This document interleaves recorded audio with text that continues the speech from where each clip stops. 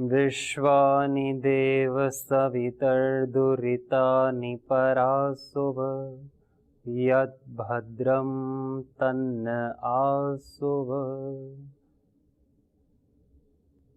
नमस्ते। ईशोपनिषद के 8वें भाग में आप सबका स्वागत है। ईशोपनिषद में हमने पहले जाना ईश्वर की महिमा के विषय में, भगवत्ता के विषय में, कि ईश्वर की साधना कैसे कैसे करनी चाहिए।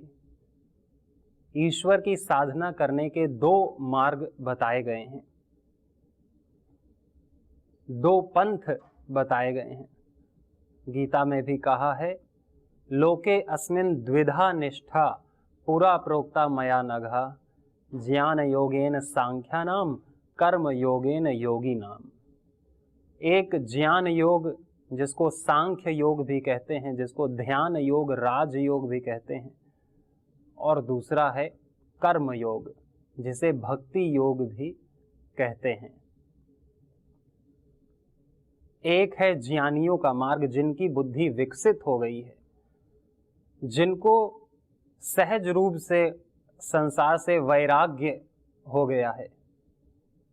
पिछले जन्मों में की गई तपस्या के कारण, परमात्मा की साधना के अभ्यास की निरंतरता के कारण जिनकी बुद्धि विकसित है, उनके लिए मार्ग बताया कि वो हर जगह परमात्मा को देखें।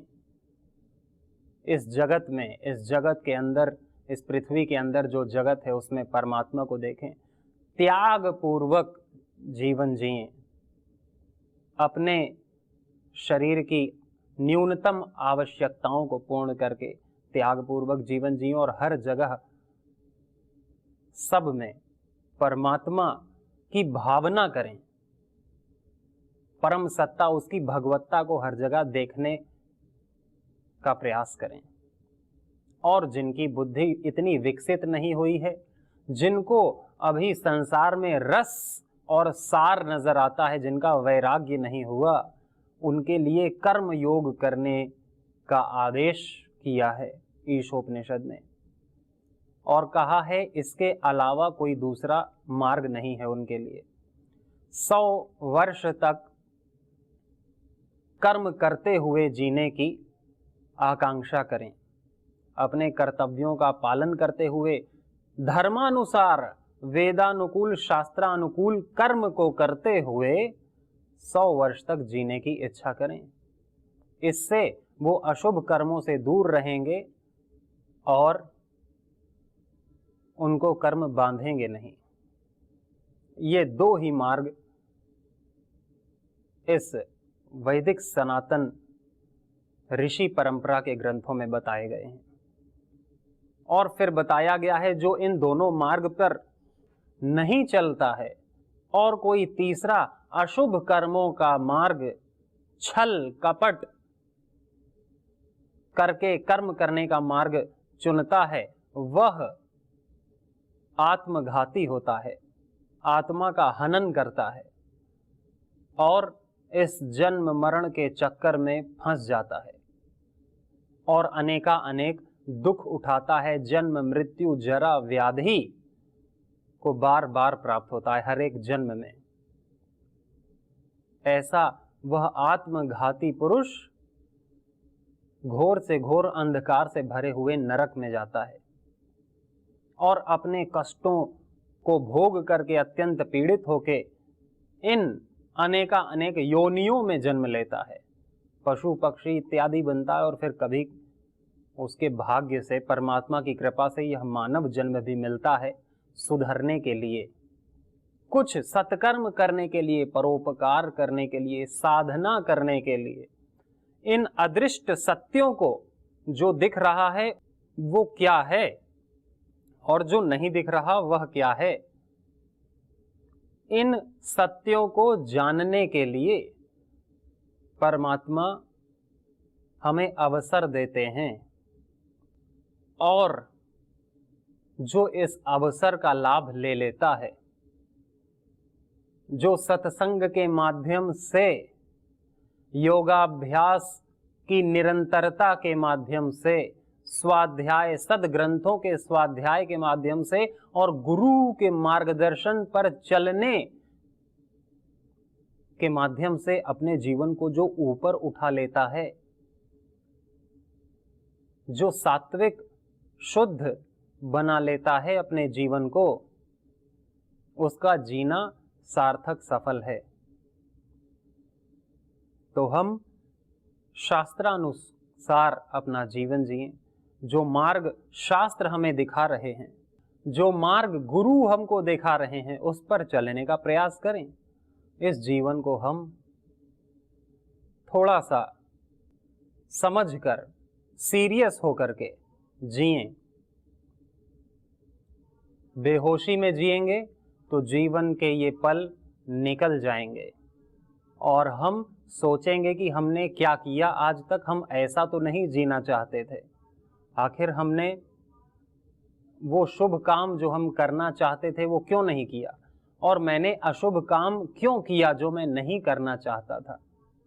इस पछतावे में व्यक्ति अंत में बहुत ज्यादा अवसाद से, पीड़ा से ग्रस्त हो जाता है।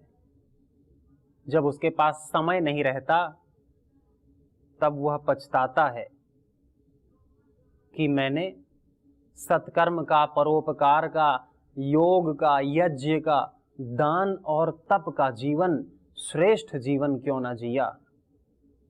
और इन भोगों में, इस धन, ऐश्वर्य, सत्ता, सम्मान, संपत्ति और इंद्रिय सुखों के जाल में फंसा रहा, इनकी आसक्तियों में पड़ा रहा और पूरा जीवन इनके लिए बिता दिया, इन संबंधों को निभाने के लिए, केवल धन कमाने के लिए, केवल सुखों को प्राप्त करने के लिए, और वो सुख आज तक मिल ना पाया। आज भी मैं सुख से भूखा हूं और सुख की इच्छा करते करते मेरी इंद्रियां, मेरा शरीर भी बूढ़ा हो गया और कुछ भी हाथ ना आया। सुख के लिए लाखों दुख सहकर ये दिन अभी तक यूं ही बिताए। हे नाथ, अब तो ऐसी कृपा हो जीवन निरर्थक जाने न पाए। यह भजन हम गाते हैं। तो श्रेष्ठ व्यक्ति तो वही है जो अपने जीवन को सार्थक बनाए, जागरूक होकर जिए, जागा हुआ जिए, सोया हुआ नहीं, समझदारी से जिए, समझदारी वाला रास्ता अपनाए।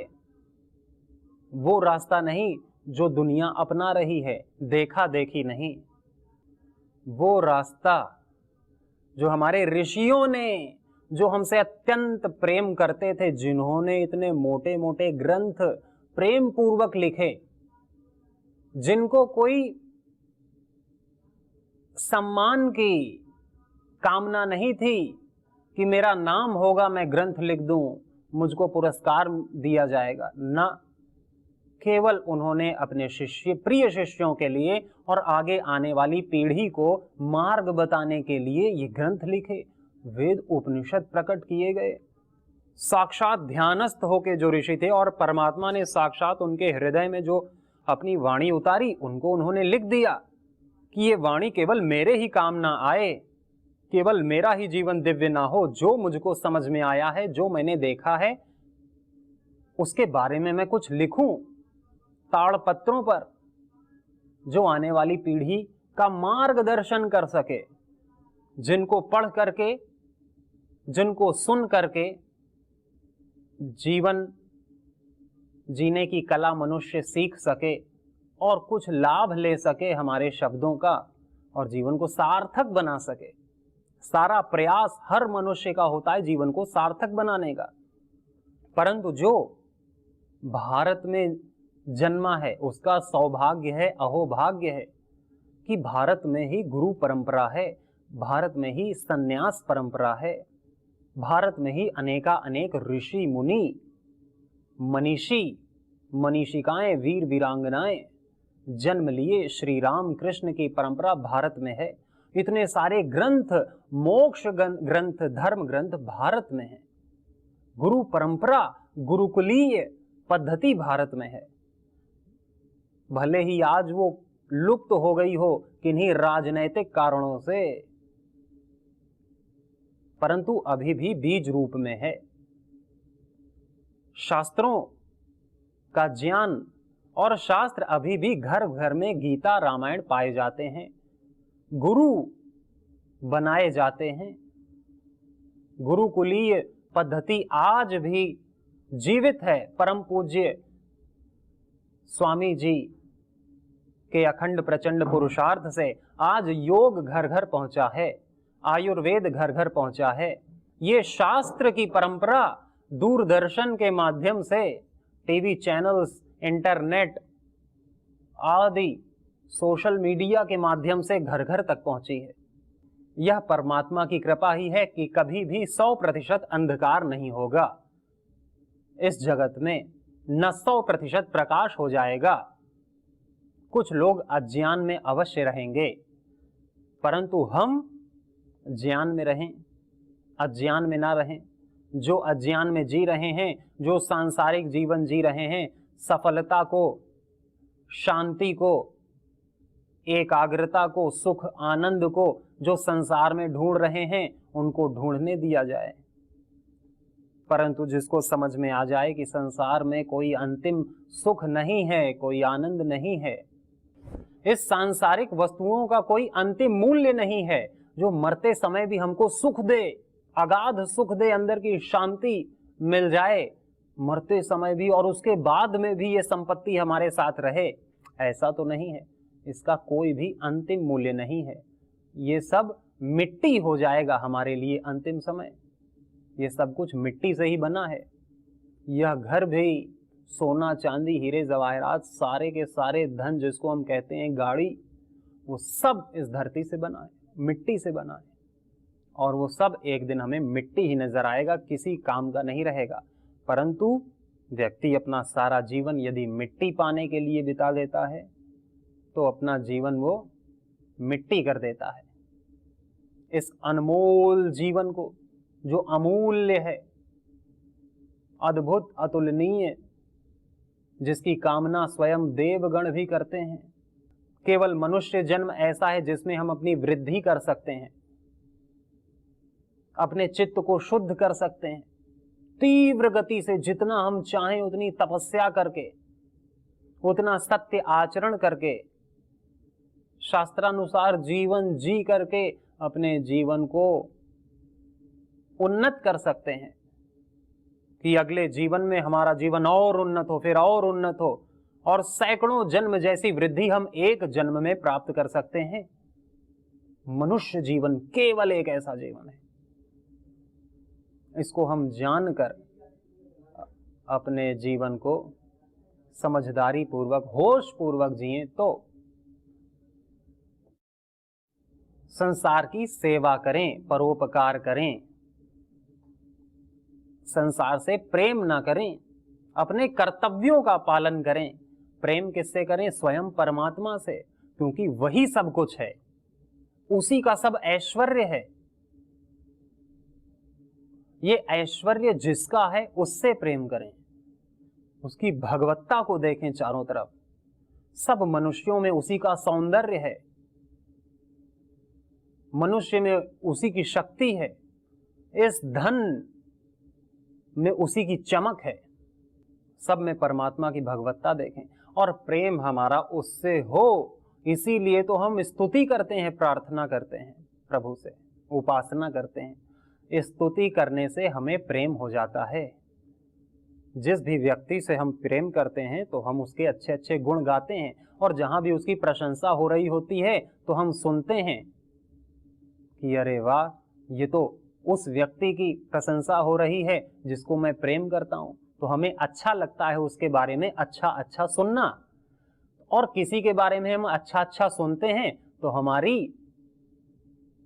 इच्छा हो जाती है उससे मिलने की, उसको और जानने की, कि अरे किसकी इतनी प्रशंसा की जा रही है, कौन इतना बलशाली, कौन इतना ऐश्वर्यवान, कौन इतना चतुर बुद्धिमान, कौन इतना तेजस्वी ओजस्वी पराक्रमी वीर, इतना कौन है जिसकी ये सब चर्चा कर रहे हैं। उसकी स्तुति सुन के जानने की इच्छा, उससे प्रेम हो जाता है।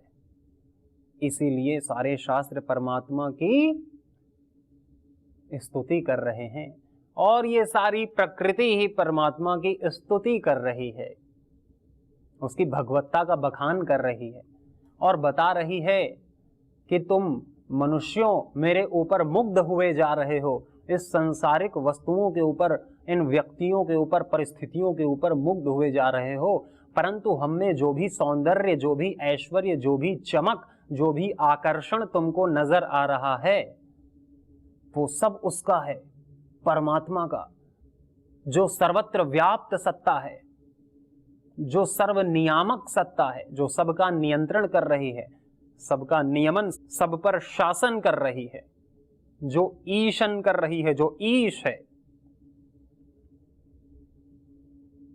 तो हमको प्रेम हो जाना चाहिए परमात्मा से, उसकी स्तुति को सुन करके, और उसी की स्तुति का बखान चौथा मंत्र करता है ईशोपनिषद का।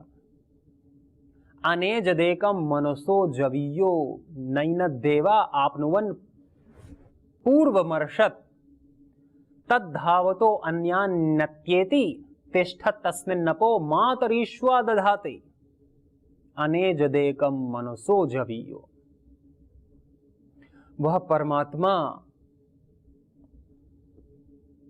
हिल नहीं रहा, स्थिर है, शांत तत्व है, इस ब्रह्मांड में सभी जगह व्याप्त एक शांत तत्व है, आत्मा की भी आत्मा जो सर्वत्र व्याप्त है, जो कंपन नहीं कर रहा। मनसो जवीयो, जो मन से भी तेज गति करता है। कैसे? मन, मान लीजिए मेरा मन यहां है और अभी कुंभ के मेले में पहुंच गया, परंतु उस कुंभ के मेले में जहां पहुंचा है वहां तो पहले से आत्मा व्याप्त है, और आत्मा तो मंगल ग्रह में भी इस समय है, और मेरा मन अब जाएगा मंगल पर, तो मन जहां जहां जाता है वहां पहले से ही आत्मा पहुंची हुई होती है। सूर्य पर, ग्रहों पर, धरती पर, सब जगह जहां मन अभी तक नहीं गया है वहां भी आत्मा पहुंची हुई है। तो मन से तेज गति करने वाली आत्मा है, क्योंकि हर जगह पहले से ही स्थिर शांत तत्व है, ना चलता हुआ भी मन से तेज गति करता है परमात्मा, सदा से ही सर्वत्र व्याप्त है। नैनद देवा आपनुवन पूर्वमर्षत, पूर्वमर्षत पहले से पहुंचा हुआ है, और इन इंद्रियों का विषय नहीं है। नैनद देवा, देव यानी कि हमारी इंद्रियां, इंद्रियों को देव कहा गया है। द्योतनात् देवः, द्योतनात् देवः, जो प्रकाशित करते हैं वो देव हैं। जैसे हमारे कान शब्दों को प्रकाशित कर रहे हैं, शब्दों को जनवा रहे हैं, पहचानवा रहे हैं, तो ये देव हैं। हमारी आंख दृश्यों को प्रकाशित कर रही है, यानी फोटो को, पिक्चर जो हमारे सामने उसको देख रही है, उसको प्रकाशित कर रही है, तो हमारी आंख देव है। हमारी नाक सुगंध को प्रकाशित कर रही है, सुगंध को जनवा रही है मन को, तो हमारी नाक देव है। हमारी जीभ रस को ग्रहण करती है, रस का प्रकाशन करती है। आंख रस का नहीं कर पाती, जीभ रस का प्रकाशन करता है, रस को जानता है, इसलिए जीभ भी देव है। और यह त्वचा भी स्पर्श को जानती है कि यह स्पर्श सुखदायी है या दुखदायी है, अच्छा है कि बुरा है, और किसका है। द्योतनात् देवः, प्रकाशित करने वाला होने के कारण ये देव हैं, देवता प्रकाशित करता है। और यह देव भी मन के नीचे काम करते हैं, मन के अंडर में।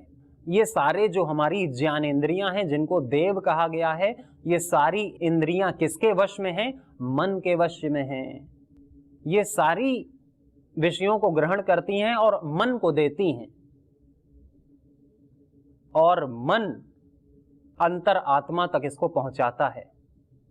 इंद्रियां डायरेक्ट आत्मा तक नहीं जाती, मन के माध्यम से यह विषय सुख आत्मा तक जाता है। इसलिए इंद्रियां भी उस आत्मा तक नहीं पहुंच सकती। नैन देवा आपनुवन पूर्वमर्शत तद्धावतो अन्यत्येति, तद्धावतो अन्यान्यत्येति।